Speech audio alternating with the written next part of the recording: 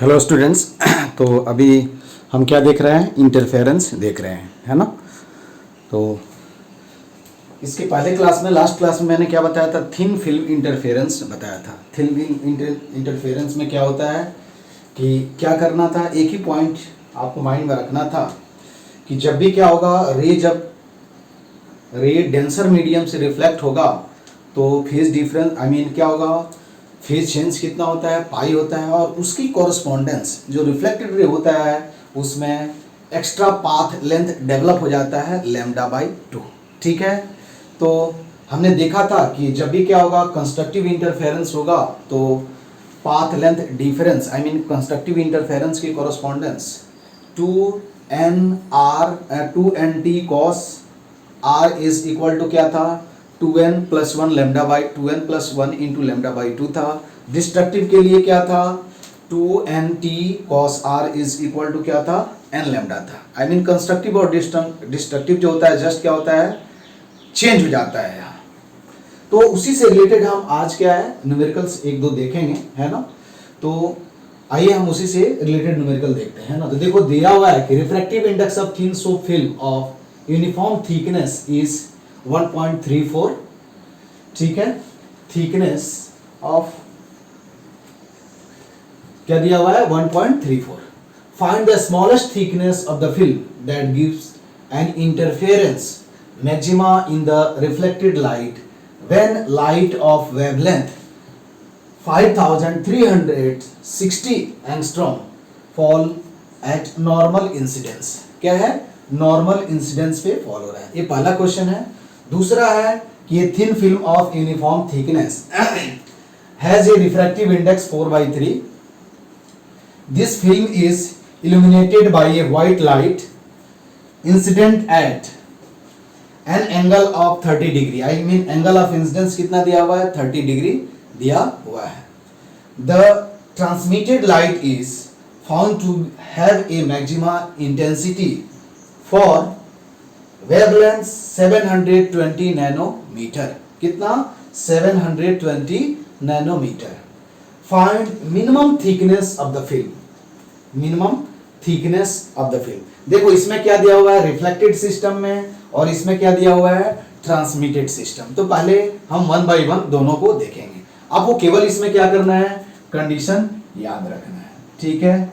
तो मैंने ये बताया था, देखो फिर से मैं, कि क्या होगा कि यदि ये थिन फिल्म है जिसका थिकनेस क्या दिया हुआ है? T दिया हुआ है, और इसका रिफ्रैक्टिव इंडेक्स क्या है? n है। क्या है? n है। तो जब क्या होगा, यहां से क्या होगा? रे आएगा, यहां से रे इंसिडेंट होगा, ये इंसिडेंट रे होगा, एक सोर्स है और एक रिफ्लेक्टेड रे हो जाएगा। यहां से फिर क्या होगा? रिफ्रैक्शन होगा, तो कुछ ऐसे होगा, फिर यहां रे ऐसे जाएगा, और फिर इसके बाद ये क्या हो जाएगा? पैरेलल हो जाता है। तो ये रिफ्लेक्टेड सिस्टम होता है। रिफ्लेक्टेड सिस्टम ये बताया था आप लोगों को। और जब यहां कन्वर्जिंग लेंस रखोगे तो क्या होगा? इंटरफेरेंस होगा। ऐसे इंटरफेरेंस नहीं होगा। ठीक है। तो दूसरा क्या है? देखो इस पॉइंट पे क्या होगा? रे क्या होगा? रिफ्लेक्ट भी हो जाएगा, और यहां से अगेन रे ऐसे आएगा, और फिर ऐसे रिफ्लेक्ट हो जाएगा। इसके बाद और होता है, लेकिन मुझे कोई मतलब नहीं है, इससे ही मतलब है। तो ये क्या होता है? ट्रांसमिटेड रे, और ये भी क्या होता है? ट्रांसमिटेड रे। अगेन आप क्या करोगे? इधर कन्वर्जिंग लेंस रखोगे तो क्या हो जाएगा? किसी पॉइंट पे मिलेगा, और इधर भी क्या होगा? इंटरफेरेंस होगा। तो मैंने ये बताया था कि क्या होता है कि ट्रांसमिटेड सिस्टम में, मैंने बताया था क्या होता है? रिफ्लेक्टेड रे इन क्या होगा? Reflected system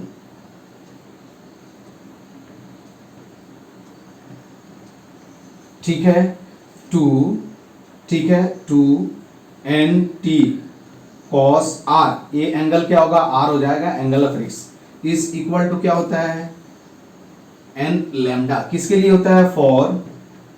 for minimum intensity. क्या होगा? डिस्ट्रक्टिव इंटरफेरेंस, ये बताया था, ठीक है, किसमें, रिफ्लेक्टेड सिस्टम में। उसी तरह क्या होगा, फॉर क्या होगा, देखो तो 2nt cos r is equal to क्या होगा, 2n+1 क्या होगा, λ/2।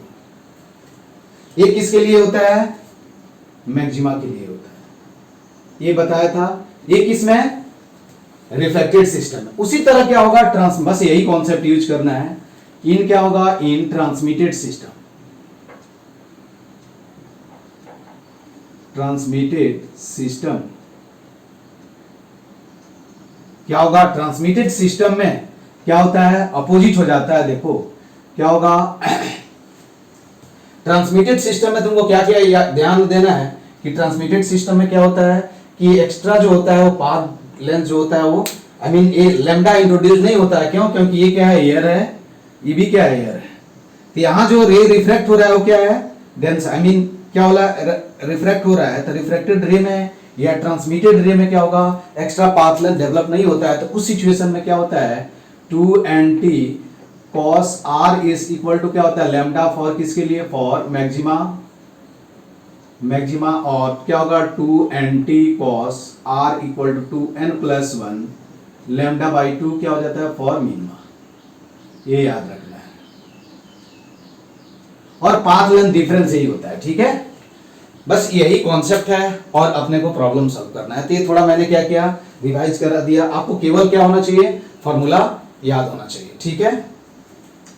अब हम आते हैं प्रॉब्लम पे कि पहले प्रॉब्लम में क्या दिया हुआ है उसको हम देखते हैं। देखो पहले प्रॉब्लम में क्या दिया हुआ है, फर्स्ट प्रॉब्लम में, फर्स्ट क्वेश्चन में क्या दिया हुआ है, इसमें ये दिया हुआ है कि n इज इक्वल टू क्या है, 1.34 रिफ्रैक्टिव इंडेक्स दिया हुआ है। और क्या दिया हुआ है, देखो ध्यान से, लैम्डा दिया हुआ है, क्या है, लैम्डा दिया हुआ है। लैम्डा कितना दिया हुआ है, 536 एंगस्ट्रॉम, ठीक है। उसके बाद एंगल ऑफ क्या हो, आई दिया हो, आई इज इक्वल टू 0 दिया हुआ, नॉर्मल इंसिडेंस है तो आर भी क्या हो जाएगा, 0 हो जाएगा, हो जाएगा ना। अब ये दिया हुआ पहले मैक्सिमम क्या होगा, maxima in the reflected light. तो मैक्सिमा के लिए क्या कंडीशन होता है, देखो अभी बताया था, general condition 2nt cos r is equal to क्या होता है, 2n+1 इंटू क्या होता है, λ/2, या 2n-1 भी होता है, किसी किसी बुक में 2n-1 2n+1, तो उससे n केवल क्या होगा, चेंज हो जाएगा, ठीक है। अब नॉर्मल इंसिडेंस है तो ये क्या हो जाएगा, फॉर, मैंने बताया था ये किसके लिए होता है, फॉर मैक्सिमा के लिए। फॉर क्या होगा, नॉर्मल इंसिडेंस क्या होगा, r इज इक्वल टू 0 हो जाएगा, ये भी बताया था। 2n t is equal to क्या होगा, 2n+1 इंटू क्या हो जाएगा, λ/2 हो जाएगा। ये मैक्सिमा के कॉरेस्पॉन्डेंस, ठीक है, समझ में आई बात। अब आपसे क्या पूछा गया है, that give an inter maximum in the क्या होगा, ठीक है, व्हेन द लाइट फॉल, क्या फाइंड आउट करना है आपको, स्मॉलेस्ट थिकनेस फाइंड आउट करना है। क्या करना है, स्मॉलेस्ट थिकनेस कि मिनिमम थिकनेस क्या होगा। अब यहां से देख सकते हो तुम, ठीक है। यहां हम ये कैसे कर लेते हैं, n के जगह हम क्या ले, क्योंकि n भी रखना है तो n से कंफ्यूजन हो जाएगा, तो इसलिए न्यू रख लो, ठीक है। क्या कर लो, न्यू रख लो, सबसे सॉरी यहां n रखो, यहां न्यू रख लेना। रिफ्रैक्टिव इंडेक्स हम क्या कंसीडर कर लेंगे, न्यू कंसीडर कर लेंगे, ठीक है। यहां भी न्यू कंसीडर कर लेना क्योंकि कंफ्यूजन हो जाएगा, ठीक है, न्यू कंसीडर कर लेना। समझ में आई बात। अब देखो t इज इक्वल टू क्या है, 2n+1 इंटू क्या हुआ, λ/, क्या हो जाएगा, 4 न्यू। अब ये पूछा गया है मिनिमम, देखो ये कितने थिकनेस के कॉरेस्पॉन्ड है, देखो तो t इज इक्वल टू क्या हो सकता है, n यहां 0 भी हो सकता है ना, तो क्या लिखेंगे, देखो तो λ/4 न्यू। दूसरा क्या हो सकता है, 3 λ/, क्या होगा, 4 न्यू। तीसरा क्या हो सकता है, 5 λ/4 न्यू, एंड सो ऑन। तो यहां तुमसे मतलब इस थिकनेस के कॉरेस्पॉन्डेंस क्या होगा, तुमको मैक्सिमम इंटेंसिटी मिलेगा, कहां, रिफ्लेक्टेड सिस्टम में। तो मिनिमम टी मीन आपसे कोई पूछे तो आप क्या बताओगे, देखो तो मिनिमम थिकनेस कौन सा है, λ/4 यूनिट है क्या। तो यहां से हम लिख सकते हैं कि क्या होगा, कि lambda I mean t mean is equal to क्या हो जाएगा, लेमडा अपॉन क्या हो जाएगा 4 mu t mean is equal to lambda कितना है, देखो कितना दिया हुआ है 5360 इंटू नहीं 5360 इंटू 10⁻⁻10 डिवाइडेड बाई 4 इंटू कितना दिया हुआ है 1.34। ठीक है, क्या होगा 1.34 हो जाएगा। ठीक है, इसका वैल्यू जब रखोगे तो ये तुम्हारा जो टी मीन मिलेगा वो कितना मिलेगा, दिया हुआ है 1000 आई मीन कितना हो जाएगा 1000 एंगस्ट्रॉम। ठीक है, और इसको ऐसे भी लिख सकते हो t mean is equal to क्या लिख सकते हो 10⁻⁷ क्या हो जाएगा मीटर, और इसको ऐसे भी लिख सकते हैं 0.1 माइक्रोमीटर। ठीक है, वो ये तुमको क्या मिल गया, मिनिमम थिकनेस मिल गया। केवल क्या करना है, इसमें कंडीशन यूज कर देना है तो आंसर आ जाएगा। ठीक है, तो पहला क्वेश्चन अपने को समझ में आ गया। पहला क्वेश्चन का थिकनेस, मिनिमम थिकनेस आपको मालूम चल गया, और थिकनेस जो होगा इसी के क्या होगा मल्टीपल में होगा। ठीक है, इसके ऑड इंटीग्रल मल्टीपल में होगा, क्योंकि लैम्डा बाई 4 म्यू नॉट क्या होगा 3 lambda by 4 mu naught, 5 lambda by 4 mu naught, उसके बाद 7 लैम्डा बाई 4 म्यू नॉट, उसके बाद 9 lambda by 4 mu naught and so on. ठीक है, अब इसके बाद अगला जो क्वेश्चन है इसमें क्या दिया, thin film of uniform thickness has a refractive index 4/3। अब ये रिफ्रैक्टेड ट्रांसमिटेड सिस्टम है, तो for in transmitted system in क्या होगा ट्रांसमिटेड सिस्टम, अभी मैंने बताया था क्या दिया हुआ है मैक्सिमम इंटेंसिटी। मैक्सिमम इंटेंसिटी के लिए जनरली फॉर्मूला क्या होता है 2 न्यू टी कॉस आर। देखो यहां n रखा था तो n चेंज कर लेना, क्योंकि दोनों जगह क्या होगा n सेम हो जाएगा, इक्वल टू क्या हो जाएगा n लैम्डा, और क्या होगा for maximum intensity for maxima. ठीक है, अब नॉर्मल इसमें क्या दिया हुआ है एंगल ऑफ इंसिडेंस दिया हुआ है। ठीक है, यहां नॉर्मल इंसिडेंस नहीं है, तो पहले हमको क्या करना है थिकनेस हम लिख लेते हैं, t इक्वल टू क्या होगा n लैम्डा अपॉन क्या होगा 2 न्यू कॉस क्या हो जाएगा r हो जाएगा। अब थिकनेस क्या क्या पॉसिबल हो सकता है उसको लिखो, देखो तो क्या हो सकता है lambda upon 2 new cos r। दूसरा थिकनेस क्या होता है, क्या हो सकता है 2 लैम्डा अपॉन क्या हो जाएगा 2 लैम्डा अपॉन क्या हो जाएगा 2 न्यू कॉस r। उसके बाद क्या होगा 3 lambda upon 2 new cos r and so on. I mean हम बोल सकते हैं कि यहाँ t मीन जो होगा वो कितना हो जाएगा बता सकते हो। देखो मिनिमम थिकनेस कौन सा होगा, यही होगा ना, n का आपको क्या करना है वैल्यू रखते जाना है। थिकनेस जीरो नहीं हो सकता, आइडियल हो भी सकता है, ऐसा कोई जरूरी नहीं है। आप थिकनेस जीरो भी रख सकते हो, 1 2 प्लस माइनस, ठीक है and so on. I mean sorry plus minus नहीं, ये 1 ही रखो, नहीं तो बोलोगे कि थिकनेस क्या है निगेटिव भी हो सकता है, लेकिन क्या हो सकता है निगेटिव पॉजिटिव। ठीक है, तो n इक्वल टू हम 0 1 2 3 4 5 प्लस माइनस भी रख सकते हैं, लेकिन मॉड लेना पड़ेगा, बात वही होगा। ठीक है, एक के लिए निकालो और दूसरे के लिए तुम कंसीडर कर लो। ठीक है, तो t mean is equal to क्या हो जाएगा lambda upon t mean is equal to क्या हो जाएगा lambda upon 2n I mean 2 mu क्या हो जाएगा कॉस r। ठीक है, अब अपने को क्या चाहिए एंगल अब क्या होना चाहिए रिफ्लेक्शन तो चाहिए। लैम्डा दिया हुआ है, टी दिया 2 दिया हुआ है, आई मीन रिफ्रैक्टिव इंडेक्स दिया हुआ है, कॉस r चाहिए, r I mean angle of refraction चाहिए। तो हम क्या करेंगे देखो, तो इसके लिए क्या कर सकते हैं law of Snell's law use कर सकते हैं क्या, या लॉ ऑफ रिफ्रैक्शन।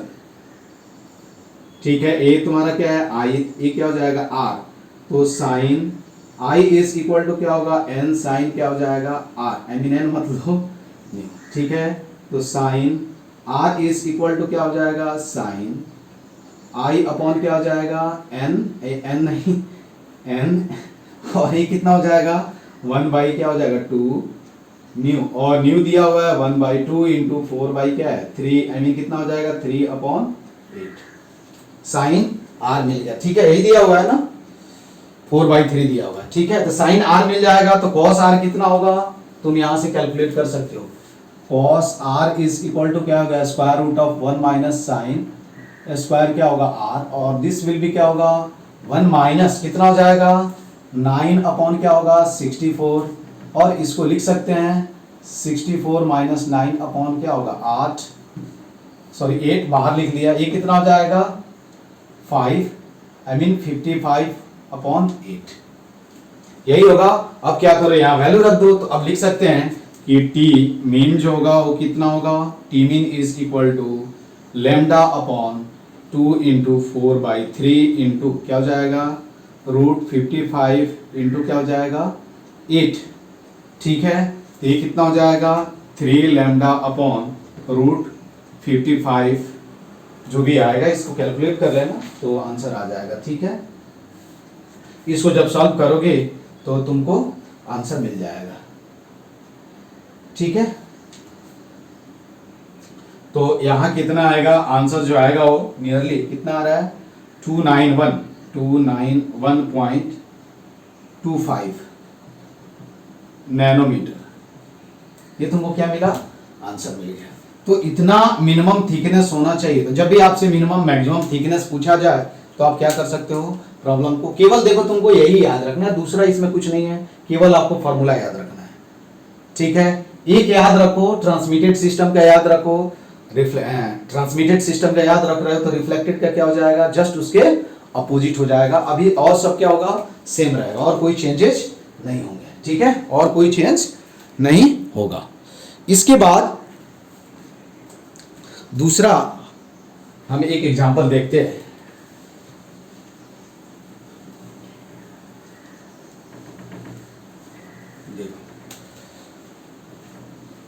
तुम एच.सी. वर्मा का बुक सॉल्व कर सकते हो अब आराम से, है ना। उसमें यदि तुम चाहोगे तो सॉल्व हो जाएगा और नहीं चाहोगे तो फिर कोई मतलब नहीं है, ठीक है। देखो ये क्वेश्चन दिया हुआ है कि सिंपल, देखो मैं डायग्राम ड्रॉ कर देता हूँ, क्वेश्चंस तो लिखने में बहुत टाइम लगेगा। ये अच्छा क्वेश्चन है, इस टाइप का एच.सी. वर्मा में लास्ट में क्वेश्चन दिया हुआ है। एक सिंगल स्लिट्स है, ये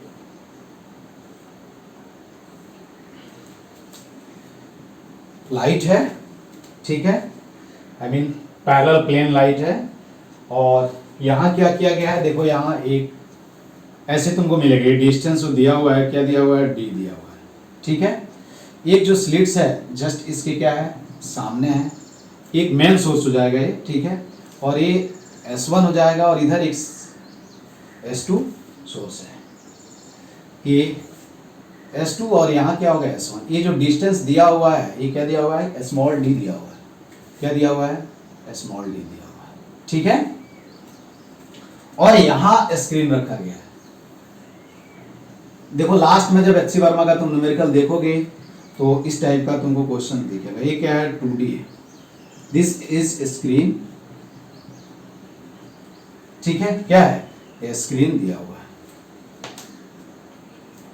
अब तुमको क्या करना है, अब ऑफकोर्स क्या होगा, यही तुम्हारा क्या होगा सेंट्रल, आई मीन ये क्या हो जाएगा तुम्हारा सेंट्रल लाइन, हम बोल सकते हैं दिस इज O, ठीक है। तो ये सोर्स क्या होगा तुम्हारा, लैम्डा क्या दिया हुआ है, सब चीज तुमको दिखाया गया है ना, तुमको लैम्डा मोनोक्रोमैटिक लाइट है, मोनोक्रोमैटिक पढ़ना ही है ना, लैम्डा दिया हुआ है वेवलेंथ। अब क्या क्या लिखना है, देखो मैं जब minimum value of D for which, देखो क्वेश्चन लिख देता हूं, ठीक है। ये में क्या है फर्स्ट क्वेश्चन मिनिमम, ये तुमको समझ में आना, इधर क्या है लाइट है, यहाँ इंसिडेंट होगा तो ये क्या होगा एक सिंगल सोर्स की तरह काम करेगा, यहाँ से लाइट क्या होंगे इमर्ज होंगे, और फिर क्या करेंगे लाइट, यहाँ दो स्लिट्स है, एक क्या होगा ये हो गया और एक ये हो गया, यहाँ से क्या होंगे एक लाइट वेव इधर से निकलेगा और इधर से, तो स्क्रीन पे क्या होगा एक इंटरफेयर करेंगे, और इसलिए क्या होगा आपको एक इंटरफेरेंस पैटर्न मिलेगा, कहीं मैक्सिमम इंटेंसिटी मिलेगी, कहीं मिनिमम इंटेंसिटी मिलेगी, ठीक है। तो आपको क्या फाइंड आउट करना है ये आप देख लो, find the minimum value of क्या होगा, मिनिमम वैल्यू ऑफ क्या होगा डी, ठीक है, for which there is a dark fringe, क्या होगा फॉर विच देयर इज, ये क्या होगा ये डार्क फ्रिंज एट क्या होगा ओ, अभी दिया हुआ है इज, समझ में आ रहा है, डायग्राम दिया हुआ है, ये तुम्हारा स्क्रीन हो गया, क्या क्या दिया हुआ है ये देखो।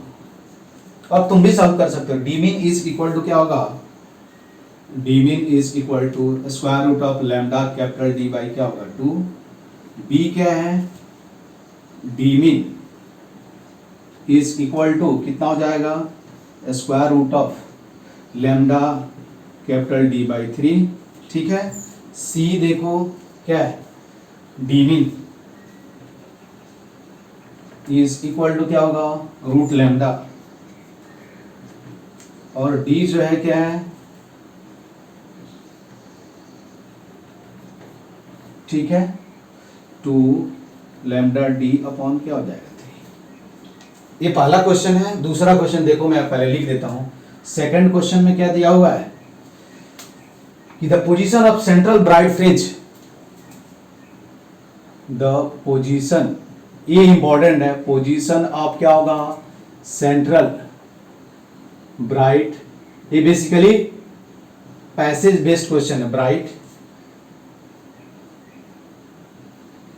फ्रिंज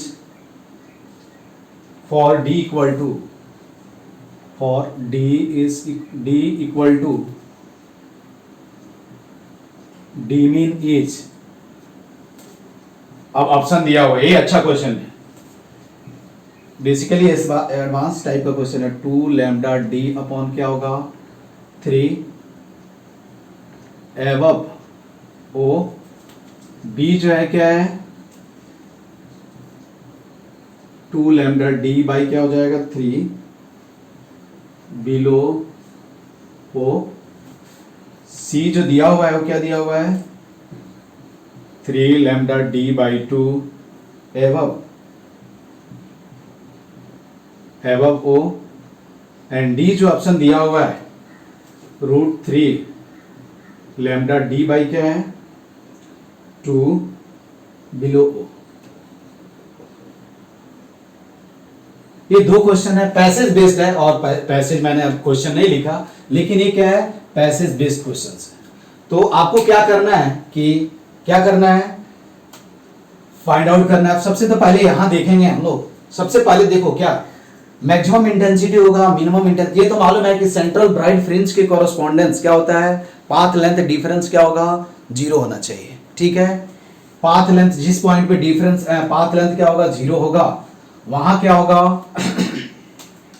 क्या होगा सेंट्रल ब्राइट फ्रिंज मिलेगा। डार्क फ्रिंजेस यहां होगा, इसके लिए कंडीशन क्या होना चाहिए, पाथ लेंथ, डार्क का मतलब क्या होगा मिनिमम इंटेंसिटी और 0 इंटेंसिटी। मिनिमम इंटेंसिटी कब होता है, जब डेल्टा एक्स कितना होता है 2n क्या होगा -1 लैम्डा बाई 2 या 2n + 1 लैम्डा बाई 2, कोई भी एक यूज कर सकते हो तुम, बस n का वैल्यू हम क्या करेंगे अलग रख देंगे, ठीक है। अब देखो ध्यान से, तुम इस केस में देखोगे, ये तो छोड़ो अभी, यहां तुम देखोगे तो दो ऑप्शन तुमको लगेगा, क्या देखना है कि इंटेंसिटी मैक्सिमम तभी होगा जब पाथ लेंथ, देखो तो यहां से वेव, यहां तक तो सेम है, यहां से पाथ लेंथ, एक तो वेव ऐसे जाएगा डायरेक्ट, ठीक है, और एक क्या होगा ऐसे जाएगा, यहां से ऐसे, और फिर क्या होगा ऐसे। एक वेव ये है, ये वेव क्या है वेव 1, वेव 1, और इसको हम वेव 2 मान लें। तुमको दिख रहा है कि पाथ लेंथ डिफरेंस देखो तो ये होगा, और फिर क्या होगा ये, कौन सा पाथ ज्यादा है यार, ये ज्यादा है ना ये वाला, तो ऑफ कोर्स पाथ डिफरेंस 0 करने के लिए देखो तो जितना ये चल रहा है, जितना डिस्टेंस ये मूव कर रहा है उतने ही डिस्टेंस इस वेव को भी मूव करना चाहिए, लेकिन ये तो क्या है यार कम है, तो बेटर क्या है कि इसको थोड़ा सा ऊपर मूव करा दें, और ये भी थोड़ा ऊपर मूव कर जाएगा, तो इधर इसका मतलब क्या है कि सेंट्रल जो ब्राइट फ्रिंज मिलेगा इधर कहीं ओ डैश पॉइंट पे मिलेगा।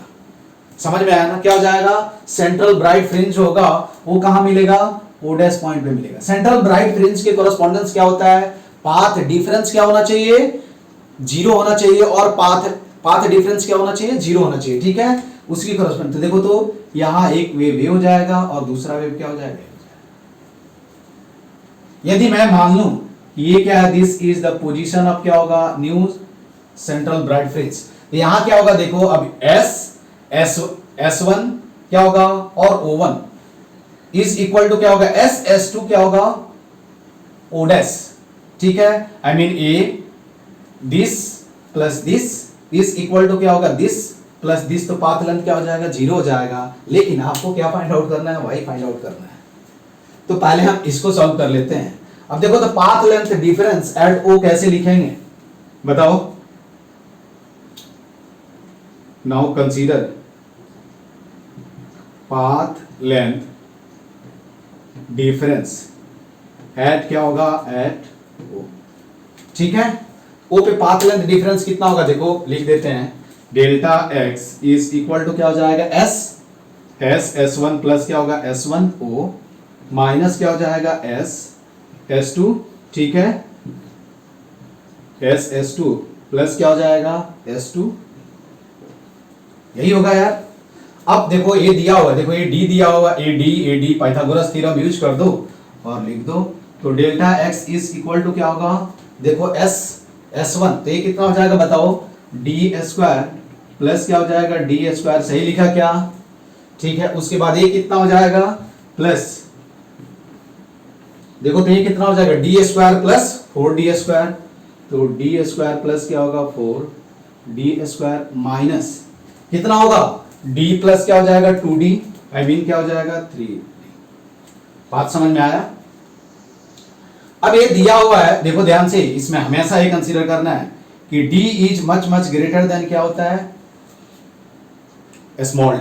तो यहां से तुम क्या कर सकते हो, अप्रोक्सीमेशन, कैपिटल D कॉमन ले लो तो हम यहां लिख सकते हैं d इंटू क्या लिख सकते हैं, 1 प्लस क्या लिखेंगे, d by d the whole square के पावर क्या हो जाएगा, 1/2।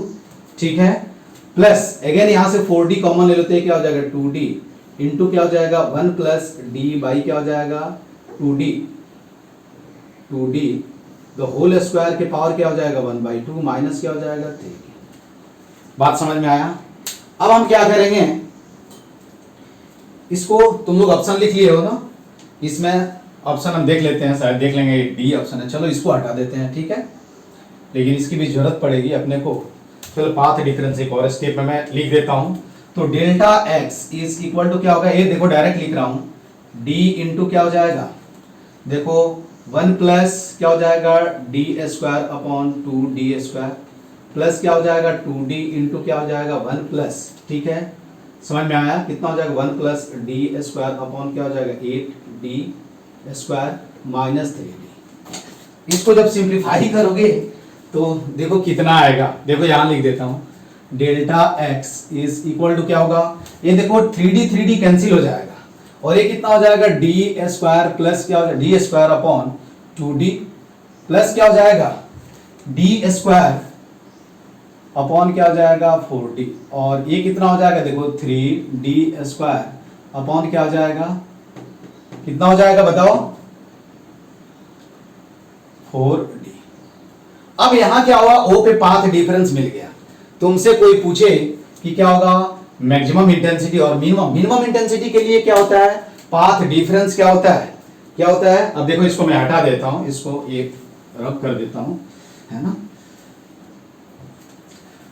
अब पाथ डिफरेंस क्या होगा, अब फॉर क्या होगा, फॉर डार्क फ्रिंज, है ना, फॉर क्या होगा, फॉर डार्क फ्रिंज एट क्या होगा, एट ओ क्या होगा, delta x is equal to क्या हो जाएगा, 2n माइनस 1 क्या हो जाएगा, लैम्डा बाई क्या हो जाएगा, 2।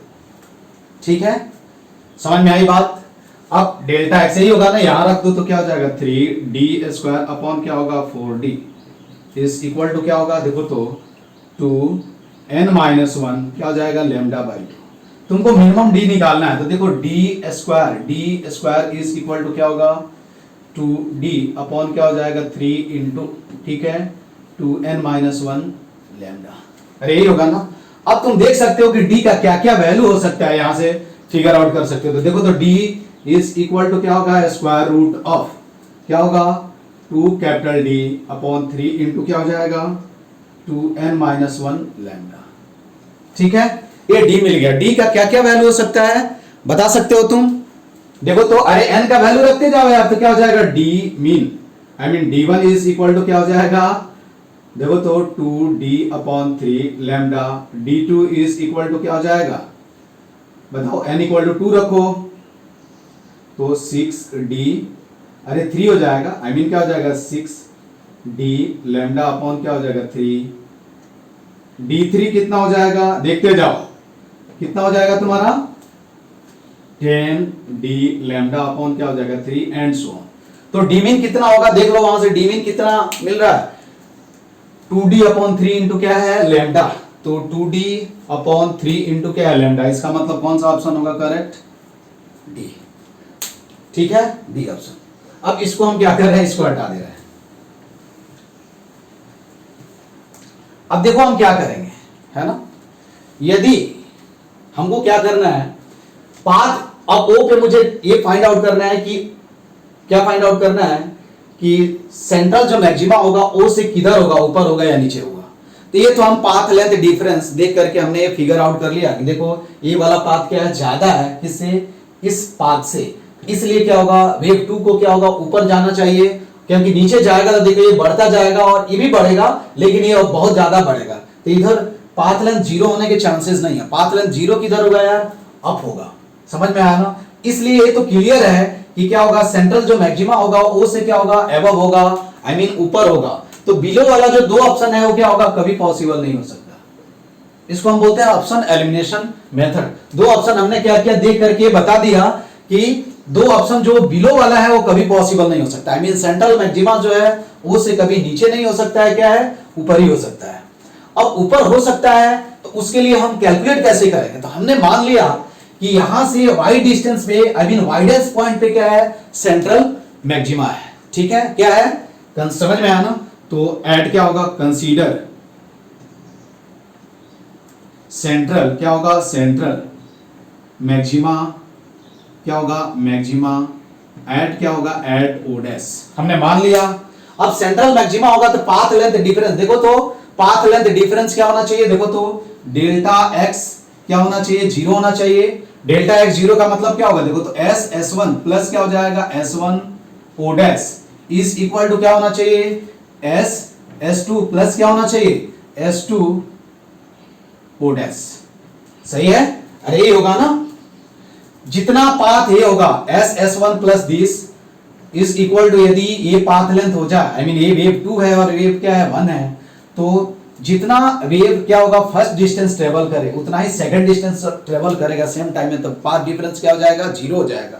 तो हमने क्या किया ये इक्वेट कर दिया। अब क्या करना है वैल्यू लिख देना, किसके टर्म में, वाई के टर्म में लिखो, वाई के टर्म में तुमको क्या करना है वैल्यू लिख देना है। तो अब हम क्या लिखेंगे, देखो तो एस S1 क्या है, देखो एस S1 ये तो मालूम है, ये कितना होगा बताओ जल्दी, क्या होगा यहां से एस S1 कितना हो जाएगा डी स्क्वायर प्लस क्या होगा डी स्क्वायर, S1 क्या है ओ डैश। अब ये ध्यान से देखो ये वाला डिस्टेंस कितना हो जाएगा यार y माइनस क्या हो जाएगा d हो जाएगा। समझ में आया ना बात, क्यों, क्योंकि ये d है और ये कितना दिया हुआ है तुमको 2d दिया हुआ है, तो ये कितना हो जाएगा प्लस, हम लिख सकते हैं कितना 4d स्क्वायर प्लस क्या होगा y minus d, y minus small d the whole square. ठीक है, इज इक्वल टू कितना हो जाएगा S S2 क्या है d plus S2 O dash कितना है बताओ, अगेन पाइथागोरस थ्योरम यूज कर दो, पाइथागोरस थ्योरम। तो ये कितना हो जाएगा देखो y स्क्वायर प्लस क्या हो जाएगा 4d स्क्वायर। सही है, अब क्या करना है इसी को सॉल्व करके अपने को क्या करना है y फाइंड आउट। अब बोलोगे सर ये सॉल्व कैसे करें, तो यार ये बहुत सारे कंडीशन दिए हुए हैं, d क्या है बहुत छोटा है, तो ये सब क्या होंगे y माइनस डी, क्योंकि ये पढ़ते हैं ऐसे नहीं है कि 100 मीटर और से y भी छोटा होगा, क्या होगा तुम्हारा स्मॉल d भी छोटा होगा।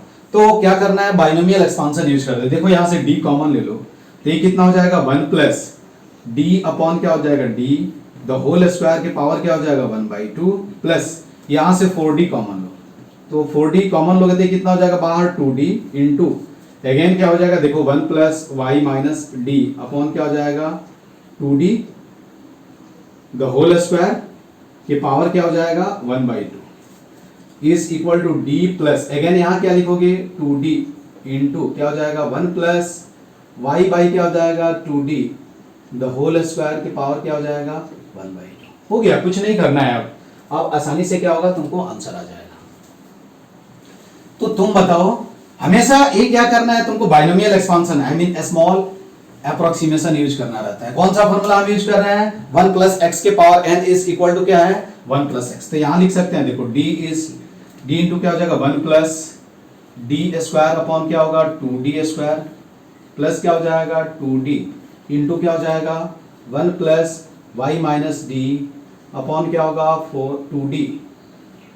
2d स्क्वायर, ठीक है, बाई 2 इंटू क्या हो जाएगा d प्लस 2d इंटू क्या हो जाएगा 1 plus y by 2d the whole square into क्या हो गया 1 बाई 2। 1 प्लस एक्स के पावर वाला हमने फॉर्मूला। अब देखो इसको सिंप्लीफाई कर लो तो ये क्या हो जाएगा d प्लस क्या हो जाएगा d स्क्वायर अपॉन क्या हो जाएगा 2d प्लस 2d प्लस क्या हो जाएगा y minus D the whole square, ठीक है, अपॉन क्या हो जाएगा बताओ 4d हो जाएगा क्या 4d। समझ में आया ना, 2 कैंसिल हो जाएगा d स्क्वायर इस इक्वल टू क्या होगा देखो 3d प्लस कितना हो जाएगा y स्क्वायर अपॉन क्या हो जाएगा y स्क्वायर अपॉन 4d।